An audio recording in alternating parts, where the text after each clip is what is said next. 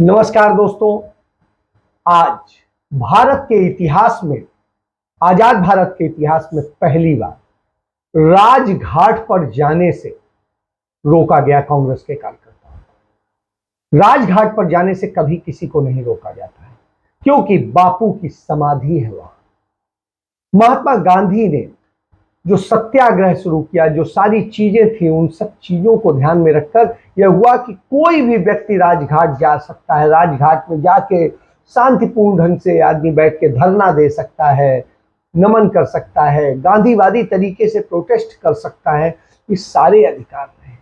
लेकिन आज क्या हो रहा है कि आज राष्ट्रपिता की समाधि पर जाकर के वहां पर अपनी शिकायत करने से भी रोका जा रहा है।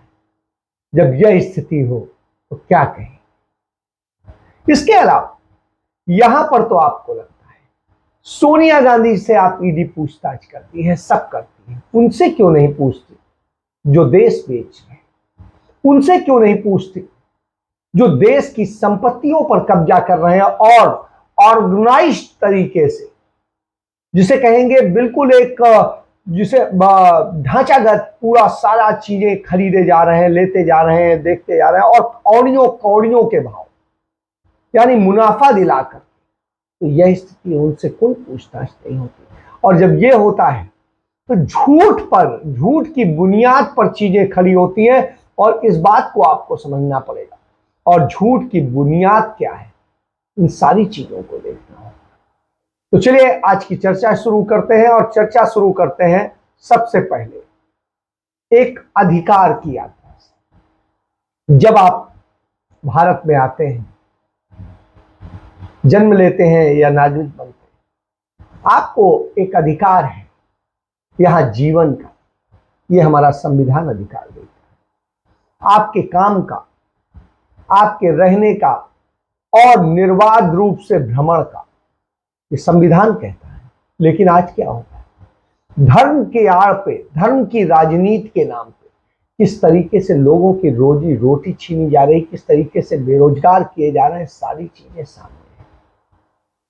इनको देखना होगा। आज स्थिति यह है कि आप देखिए, रोजी रोजगार और इन सारे स्वास्थ्य मुद्दों पे कोई बात नहीं कर रहा है। डीएम एसपी आपके ऊपर फूल बरसाते हैं जब आप धर्म की वो करते हैं कि आप कांवड़ निकाल रहे हैं, आप ये लगा रहे हैं, आप लंगर कर रहे हैं, आप दिव्य। लेकिन स्कूल कॉलेज सब बंद कर दिए जाएंगे, सड़कें बंद कर दी जाएंगी, सारी चीजें होंगी। तो आप समझ लीजिए कि ये कौन सी है और कौन सी यात्रा है। और इस यात्रा के चक्कर में आपको याद होना चाहिए, नागपुर से दिल्ली तक 1068 किलोमीटर युवाओं के एक समूह ने रोजी रोटी की बात करते हुए पूरी व्यथा लेकर के निकले और उन्होंने यात्रा निकाली और वो दिल्ली पहुंचते हैं। आप जानिए, तो नागपुर से दिल्ली पैदल आते हैं और वहां पर आकर के उनसे कोई पुष्प वर्षा नहीं करता है, उन्हें उठा के हवालात में डालते हैं, जेल में डालते हैं। और ये एक दो लोग नहीं है, बहुत बड़ी संख्या में। और ये किस बात की निकाल रहे हैं, युवा मांग रहे हैं कि रोजगार दीजिए, नौकरी दीजिए। जो 2018 में परीक्षा हो चुकी है और वो पास कर चुके हैं, वो लोग अपने अधिकार की बात कर रहे हैं कि साहब हमने तो पास कर लिया है, फिर भी आप हमें नौकरी नहीं दे रहे हैं। क्यों नहीं दे रहे? क्योंकि आप तो हिंदू मुस्लिम में बिजी हैं, आप ईडी के जरिए विपक्षी नेताओं को खत्म करने में बिजी हैं। निश्चित रूप से भ्रष्टाचार पर लगाम लगनी चाहिए, लेकिन वेंडेटा के तहत विद्वेषपूर्ण ढंग से कार्रवाई नहीं होनी चाहिए। और आजकल विद्वेषपूर्ण ढंग से हो गई। जहां सब कुछ साफ सुथरा है वहां पर भी ये हो रहा है। तो यह है आज एक सत्य। आपको जानना होगा, इसी राजनीति के कारण आज हालत ये हो गई है, हिंदू मुस्लिम नफरत, लड़ाई झगड़े, और इन सब का असर क्या हुआ है कि भारत का जो उत्पादन है वो 12% थी, और वो उत्पादन की दर जो 12% थी वो घटकर 0.6% हो गई। 0.6% हो गई। क्यों हो गई, इसको आपको समझ लीजिए। यानी हम बर्बादी की तरफ नित्य प्रतिदिन बढ़ रहे हैं। आज स्थिति है झूठ बोलने वाली नरेंद्र मोदी सरकार, जो कहती है कि आज दुनिया में डंका बज रहा है मोदी का, आज दक्षिण एशियाई देशों से उसके सबसे खराब रिश्ते हैं। जो रीजनल ट्रेड है एग्रीमेंट, वो सारे सब खत्म हो रहे हैं। और स्थिति ये है, एशियान जैसे शब्द अखबार और खबरों में मिलते हैं, लेकिन अर्थव्यवस्था से जुड़े ग्रुप थे। और ये सब में स्थिति क्या हो रही है, भारत को सबसे निचले पायदान पर रखा जा रहा है। नेपाल, श्रीलंका, भूटान, म्यांमार, ईरान, अफगानिस्तान एक समय में 2014 तक सारा कुछ भारत से ही खरीदते थे। अधिकतर उनके सामान की आपूर्ति भारत करता था। आज स्थिति यह है कि भारत की बजाय चीन कर रहा है। और चीन क्या कर रहा है, श्रीलंका में पोर्ट बना रहा है, पाकिस्तान के साथ CPEC जो बना रहा है, पाकिस्तान इकोनॉमिक कॉरिडोर, और वो अब अफगानिस्तान तक एक्सटेंड हो गया है, इधर म्यांमार तक हो गया है। तो इस तरीके से ये स्थिति है। और हमारे यहाँ क्या हो रहा है, हमारे यहाँ कोई मंदिर बोल रहा है, कोई मस्जिद बोल रहा है, कोई कुछ और बोल रहा है, कहीं किसी को शिवलिंग मिल रहा है। तो इस तरह की स्थितियों में भी चाहिए। और इन नफरत फैलाने वाली बातें हो रही कि हिंदू जाग गया है। तो आप समझिए, दूसरी तरफ इसी की आड़ में नरेंद्र मोदी क्या कर रहे हैं, आज भारत के लगभग सारे उद्योग जो है किसको सौंपे जा रहे हैं, अदानी, अंबानी और टाटा जैसे एक ये सबसे पीछे टाटा है। सबसे पहले अडानी, फिर जो बचा उसमें से वो अंबानी, फिर उससे भी जो बचा वो टाटा, फिर उसके बाद में 2-4-6। तो वो स्थिति हो रही। क्यों हो रही है, क्योंकि उनके जरिए बहुत बड़े बड़े लाभ लिए जा रहे हैं। PM केयर फंड में तमाम सारे डोनेशन लिए गए उसमें, और उसका इस्तेमाल जो है राजनीति के लिए किया गया, चुनाव के लिए किया गया। आज आप देखिए, कुछ गिने हुए जो सरकार के मित्र, मोदी के मित्र उद्योगपति हैं, वो टेलीकॉम में भी कब्जा कर रहे हैं। आज 5G की ऑक्शन होनी है, मीडिया में भी उनका कब्जा हो गया है, सीमेंट पे भी उनका कब्जा है, टीवी पे भी उनका कब्जा है, एयरलाइंस पे भी उनका कब्जा है, माइनिंग पर भी उनका कब्जा है, एयरपोर्ट पर भी उनका कब्जा है, सी पोर्ट पर भी उनका कब्जा है, और बिजली पे भी उनका कब्जा है, कोयले पर भी उनका कब्जा है। तो आप ये समझिए।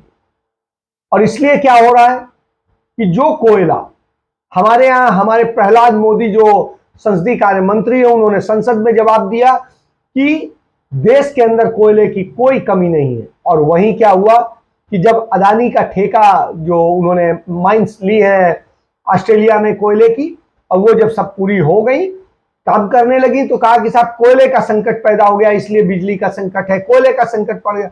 और ये शोर मचाया गया। और उसके बाद ये हुआ कि नहीं, बाहर से आयात किया जाएगा। बाहर से क्या आयात किया जाएगा, आप समझ लीजिए कि अदानी का कोयला खरीदा जाएगा। और आज समझौते होने भी शुरू हो गए, समझौते मिल भी गए, तमाम सारे ठेके जो हैं मिलना शुरू हो गए हैं, ये बताने की अब जरूरत नहीं है। तो ये स्थिति है कि जिस तरीके से अदानी को कैसे देना है, सब बेचना है, इसको आप समझ लीजिए खुला खेल फर्रुखाबादी है ये। और अब तो फर्रुखाबाद नहीं, खुला खेल अहमदाबादी हो गया है। और ये स्थिति है। तो जो बात प्रहलाद मोदी ने कही थी, उससे उल्टा NTPC ने कोयले का कुल 2 करोड़ टन कोयला आयात करने का ऑर्डर दिया है। किसको दिया है, अदानी की कंपनी को। और सिर्फ NTPC नहीं, NTPC के साथ साथ दूसरी और कंपनियों ने भी देना शुरू कर दिया है। भाजपा शासित राज्यों ने अडानी से ही कोयला का ऑर्डर देना शुरू कर दिया है। झारखंड, छत्तीसगढ़ जैसे राज्य से जहां भारी मात्रा में कोयला मौजूद है, उन पर वहां से न लेकर के विदेशी आयात किया जा रहा है। तो आपके देश में जो चीज मौजूद है, उसके बावजूद आप ऐसा कर रहे हैं। क्यों? क्योंकि आपको देश के लिए नहीं सोचना। आपको पता होना चाहिए कि आज स्थिति क्या है। आज स्थिति यह है कि देश का MSME सेक्टर पूरी तरीके से बर्बाद हो गया है।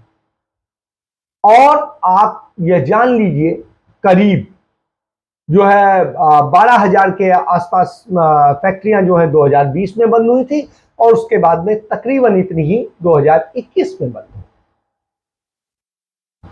तो जहां 25,000 कंपनियां जो है और MSME सेक्टर के काम धंधे बंद हो गए, तो आप समझिए एक में तकरीबन 20 से 50-100 आदमी तक होते हैं। और औसत भी एक जोड़ लीजिए तो आप ये मान के चलिए 5-7 लाख, 8 लाख, 10 लाख तो रोजगार कम हो ही गया। तो ये इस तरह से, यही वजह है कि जून के महीने में भारत के अंदर जो नौकरियां खत्म हुई, 1,30,00,000 नौकरियां खत्म हो गई। आने वाले समय में और भी ये सब होने वाला है। तो ऐसा नहीं है कि पहले लोग काम नहीं करते थे, पहले चीजें नहीं होती थी, लेकिन सभी को समान अवसर दिया जाता था। उससे क्या होता था कि जो अच्छा बिड कर सकता है, चीजें कर सकता है, वो ले लेगा। आज शर्तों में ऐसे इस तरीके से लैकुने लगा दिए जाते हैं कि यही 3 आदमी उसको पूरा कर पाए, शेष कर ही नहीं। तो इस तरह की स्थिति है। तो उद्योगपति नहीं, बल्कि उन्हें मोदीपति बना दीजिए, वो इस स्थिति में है। तो और उन्हें बड़ा मार्जिन चाहिए होता है, जबकि छोटी कंपनियां छोटे छोटे मार्जिन पे भी काम करने को तैयार होती थी, क्योंकि उन्हें काम चाहिए। तो यही वजह है कि जैसा मैं पहले बता चुका हूं कि इस कारण से कितना बड़ा रोजगार गया, कितनी सारी चीजें गई। और इस देश में जो टोटल 12 लाख करोड़ रुपए का जो है कर्ज जो बैंकों का मार गए, वो मारने वाले लोगों की संख्या कोई बहुत बड़ी नहीं थी। उसमें सबसे बड़ी संख्या के बाद में ये सबको जोड़ लेंगे तो करीब 350 लोग हैं, और 350 लोगों ने इस देश का 12 लाख करोड़ रुपया जो है मार दिया, उसे बैड लोन बना दिया गया, उसे बुक से साफ कर दिया गया। तो ये स्थिति है। इसके बाद में आप देखिए, जब चीन से कोविड के दौरान चीन से 27 कंपनियां चीन से हटी, उन्होंने अपनी फैक्ट्रियां हटाई, तो भारत में क्या आया? बाबा जी का ठुल्लू स्थिति है। थाईलैंड चले गए, फिलीपींस चले गए, दूसरी और जगह चले गए, लेकिन हिंदुस्तान को नहीं। और हिंदुस्तान में जो है वो भी बंद करने की स्थिति में। हिंदुस्तानी देश छोड़ रहे हैं, हिंदुस्तानी उद्योगपति देश छोड़ रहे हैं, हिंदुस्तानी व्यापारी देश छोड़ रहे हैं। क्यों? क्योंकि माहौल नहीं है, आपने इतना खराब कर दिया है। और चीन लगातार बढ़ रहा है। जो चीन 1990 तक भारत से पीछे था, वो चीन 1990 के बाद में जब पहली बार नफरत की सरकार बनी थी, उसके बाद से लगातार आगे बढ़ते बढ़ते आज इस स्थिति में है कि दुनिया की तमाम बड़ी महाशक्तियों को वो चुनौती देता है। मैं 2019 में जब गया, इसी जुलाई महीने में ही, मैं इन दिनों जब आपसे बात कर रहा हूं 2019 में, तो संघाई में था और दूसरी जगह पूरे चीन को मैं विजिट कर रहा था। और उस दौरान हमने देखा उन्होंने किस तरह से अपने यहाँ सारी चीजों को अवसर दिए हैं, लेकिन सबको है कि हम गवर्नमेंट के बेनिफिट को नहीं कम करेंगे, क्योंकि पब्लिक जो है पार्टनरशिप जो है वो बेहद जरूरी है। लेकिन हमारे यहाँ तो उल्टी काम हो रहे हैं, उल्टी चीजें चल रही। तो जब ये चल रही हो तो आप समझ सकते हैं कि हम कहाँ जा रहे हैं। तो आज अब अधिकारों की बात क्या की जाए, आज तो सिर्फ झूठ बोला जाता है। सरेआम प्रेस कॉन्फ्रेंस करके स्मृति ईरानी झूठ बोलती हैं, जो खुद ही ट्वीट करती हैं और उसके बाद झूठ बोलती हैं। तो यह स्थिति है। इसके बाद में जो पीयूष गोयल हैं, देश के मंत्री हैं, उनकी स्थिति वो झूठ बोलते हैं, कहते हैं कि सिलेंडर दुनिया में, हमारे यहाँ गैस सिलेंडर सबसे सस्ता है, जबकि दुनिया में सबसे महंगा गैस सिलेंडर हमारे यहाँ है। अब जिस समय विपक्ष आवाज उठाता है, तमाम मुद्दे उठाता है, संसद को घेरता है, सब कुछ करता है, तो आप सोनिया गांधी को, राहुल गांधी को, गांधी परिवार को, क्योंकि बाकी तो डर गए हैं, आवाज नहीं उठा पाते। जो आवाज उठा रहा है, अकेला लड़ रहा है आपसे, आपकी तानाशाही से, तो उनको आप ये करते हैं। आज इसको लेकर के कांग्रेस पार्टी ने जो है चिट्ठी लिखी है प्रेसिडेंट ऑफ इंडिया को, और उन्होंने लिखा है कि किस तरीके से क्या हो रहा है और किस तरीके से देश की कंडीशन है, लोकतंत्र को खतरे में डाल दिया गया है और संस्थाओं का दुरुपयोग हो रहा है। इसको लेकर महिला कांग्रेस ने पूरा प्रोटेस्ट किया और कहा कि यह सत्याग्रह है। नहीं चलेगा, नहीं चलेगा, नहीं चलेगा, हिटलर राज नहीं चलेगा, नहीं चलेगा, नहीं चलेगा। सस्पेंडेड एमपीज को वापस लो, वापस लो, वापस लो, सस्पेंडेड एमपीज को वापस।